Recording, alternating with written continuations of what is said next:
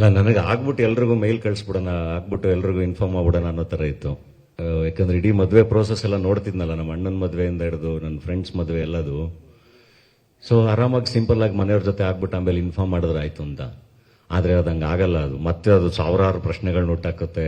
ಅದು ಮತ್ತೆ ಅದಕ್ಕೆಲ್ಲ ಆನ್ಸರ್ ಮಾಡ್ಕೊಂಡು ಕೂತ್ಕೋಬೇಕು. ಸೊ ಬೆಟರ್ ಅದೊಂದು ಒಳ್ಳೆ ಸೆಲೆಬ್ರೇಷನ್ ಅಲ್ಲ, ಅದನ್ನ ಎಂಜಾಯ್ ಮಾಡೋದು ಬೆಟರ್ ಅಂತ ಆಮೇಲೆ ಅನಿಸ್ತು ನನಗೆ.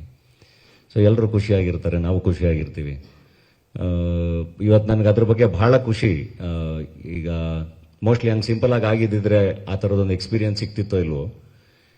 ಎಲ್ಲೋದ್ರೂ ಪ್ರತಿಯೊಬ್ಬರು ತುಂಬ ಚೆನ್ನಾಗಿ ಏನು ಹೇಳ್ತಿರೋದು, ತಾಯಂದ್ರಿಂದ ಹಿಡಿದು ಮಕ್ಕಳಿಂದ ಹಿಡಿದು ಎಲ್ಲರೂ ಅಡ್ವಾನ್ಸ್ ಹ್ಯಾಪಿ ಮ್ಯಾರಿಡ್ ಲೈಫ್ ಅಂತ. ಈಗ ನಾನು ಇಡೀ ಕರ್ನಾಟಕ ಸುತ್ಕೊಂಡ್ಬಂದೆ, ಆಲ್ಮೋಸ್ಟ್ ಒಂದು ರೌಂಡು ಎಲ್ಲ ಊರುಗಳಿಗೂ ಹೋಗಿದ್ದೆ, ಯಾವುದಾದ್ರು ಈವೆಂಟು ಎಲ್ಲ ಅಟೆಂಡ್ ಮಾಡ್ತಾ ಎಲ್ಲ ಕಡೆ ತುಂಬ ಖುಷಿಯಿಂದ ವಿಶ್ ಮಾಡ್ತಾರೆ. ಅವ್ರ ಮನೆಯ ಒಂದು ಸಂಭ್ರಮ ಅನ್ನೋ ಥರ ತುಂಬ ಪ್ರೀತಿಯಿಂದ ವಿಶ್ ಮಾಡ್ತಾರೆ. ಅದ್ರ ಬಗ್ಗೆ ಬಹಳ ಖುಷಿ ಇದೆ ನನಗೆ.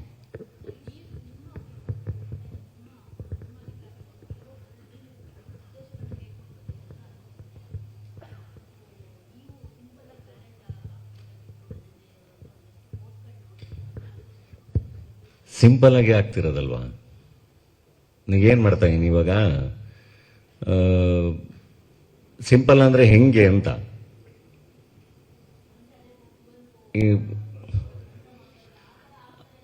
ಅಲ್ಲ, ಏನಾಗುತ್ತೆ ಗೊತ್ತಾ, ಎಲ್ಲದಕ್ಕೂ ಅದರದೇ ಆದ ರೂಲ್ಸ್ ಇರುತ್ತೆ. ಈಗ ನನಗೆ ವಚನ ಮಾಂಗಲ್ಯ ಗೊತ್ತು, ನನಗೆ ಮಂತ್ರ ಮಾಂಗಲ್ಯ ಗೊತ್ತು, ಎಲ್ಲದಕ್ಕೂ ಅದರದೇ ಆದ ಒಂದು ರೂಲ್ಸ್ ಇರುತ್ತಲ್ವಾ. ನಾವು ಅದನ್ನ ಫಾಲೋ ಮಾಡ್ಬೇಕು, ಅದನ್ನ ರೆಸ್ಪೆಕ್ಟ್ ಮಾಡ್ಬೇಕು. ಕಂಪ್ಲೀಟ್ ಆಗಿ ಅದನ್ನ ಫಾಲೋ ಮಾಡೋಕ್ಕಾದ್ರೆ ಮಾತ್ರ ಅದನ್ನ ನಾವು ಕೈಗೆತ್ಕೋಬೇಕು. ಇವಾಗ ಮಂತ್ರ ಮಾಂಗಲ್ಯ ಅಂತಿದಂಗೆ ಇಷ್ಟೇ ಜನ ಇರಬೇಕು ಅಂತ ಇರುತ್ತಲ್ವಾ, ಅಷ್ಟು ಜನ ಬಿಟ್ಟು ಇನ್ನ ಬೇರೆಯವರು ಅಂದ್ರೆ ಅದನ್ನ ಮೀರಿ ಜಾಸ್ತಿ ಜನ ಸೇರಬಾರ್ದು, ಅದೆಲ್ಲ ರೂಲ್ಸ್ ಇರುತ್ತಲ್ಲ. ಬಟ್ ಹಂಗಾಗಲ್ಲ. ನನ್ನ ಮದುವೆ ಅಂತ ಹೇಳಿ ನಾನು ಹಂಗೆ ಮಂತ್ರಮಂಗಲಿ ಆಗ್ತೀನಿ ಅಂತ ಹೋಗಿ ನಿಂತ್ರು ಒಂದು 2,000 ಜನ ಬರ್ತಾರಲ್ವಾ, ಅದಕ್ಕೆ ನಾನು ಆನ್ಸರೇಬಲ್ ಅಲ್ವಾ. ಸೊ ಐ ಥಿಂಕ್ ಅದೆಲ್ಲದರ ಪ್ರಕಾರ ಬದುಕೋಣ ಬಿಡಿ, ಅದನ್ನ ಬದುಕಲ್ಲಿ ಅಳವಡಿಸ್ಕೊಳ್ಳೋಣ. ಅಂಡ್ ಸೆಲೆಬ್ರೇಷನ್ ಅಂತ ಬಂದಾಗ ಇಟ್ಸ್ ಓಕೆ ಟು ಸೆಲೆಬ್ರೇಟ್. ನಾನು ಹೇಳಿದ್ನಲ್ಲ, ನನ್ನ ಬಳಗ ದೊಡ್ಡದು, ಅವರೆಲ್ಲರೂ ಬರಬೇಕು, ಅವರೆಲ್ಲರೂ ಆಶೀರ್ವಾದ ಮಾಡಬೇಕು, ಅವರೆಲ್ಲರೂ ಸೆಲೆಬ್ರೇಟ್ ಮಾಡಬೇಕು ಅನ್ನೋದು ನನ್ನ ಆಸೆ. ಸೊ ಹಂಗಾಗಿ ಹಿಂಗೆ ಮಾಡ್ತಾ ಇದ್ದೀನಿ ಅಷ್ಟೇ. ಅಂಡ್ 200 ಜನಕ್ಕೆ ಊಟ ಹಾಕೋದ್ರ ಬದಲು ಗೊತ್ತಿಲ್ಲ ಎಷ್ಟು ಜನ ಅಭಿಮಾನಿಗಳು ಬರ್ತಾರೆ, ಅಷ್ಟೋ ಜನಕ್ಕೆ ಊಟ ಹಾಕೋದ್ರಲ್ಲಿ there is nothing wrong. So ಒಂದು ಸೆಲೆಬ್ರೇಷನ್. ಅಂಡ್ ಬದುಕಲ್ಲಿ ನಾವು ಕೊನೆಗೆ ಅಲ್ಟಿಮೇಟ್ಲಿ ಮ್ಯಾಟರ್ ಆಗೋದೇ ಒಳ್ಳೊಳ್ಳೆ ಮೆಮೊರೀಸ್. ಸೊ ಅದನ್ನ ಎಲ್ಲ ಅಭಿಮಾನಿಗಳ ಜೊತೆ, ಫ್ರೆಂಡ್ಸ್ ಜೊತೆ, ಎಲ್ಲರ ಜೊತೆ ತುಂಬಾ ದೊಡ್ಡದಾಗಿ ಒಂದು ಆ ಥರದ್ದು ಒಂದು ಅದ್ಭುತವಾದ ಮೆಮೊರಿ ಕ್ರಿಯೇಟ್ ಆಗುತ್ತೆ ಅಂದ್ರೆ ಆಗ್ಲಿ ಅಂತ ಅಷ್ಟೇ.